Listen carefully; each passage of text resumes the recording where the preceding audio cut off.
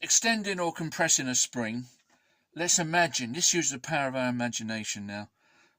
We're not going to see a spring, but we're going to represent the force by pushing this weight. And we can say there's certain differences that are going to represent the length of the spring as it extends or compresses. Now the first distance, I'm applying a force, and it's that much force to move that weight, isn't it? I've applied a force through that distance. And you could say that's the amount of work done, or you could say it's the amount of energy used. And then, because the spring gets harder as it extends, and you admit this, of course, but it's linear, you say. All right, so now the average force applied over this distance, we could represent with these two weights, couldn't we? And then again, let's put another one on, and that represent the increased force required to push it this final distance.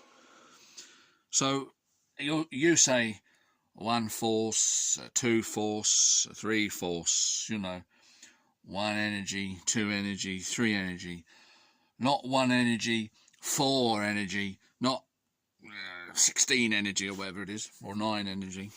Now hang on a minute. So in effect what you say is it requires the same energy to do that as it does to do that. You do, don't you? You do. 3 times the force. 1 times the force.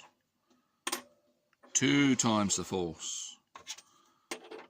3 times the force. So therefore it's only 3 times the energy. It's not though, is it? No, no. How can that energy, how can that be the same as that energy?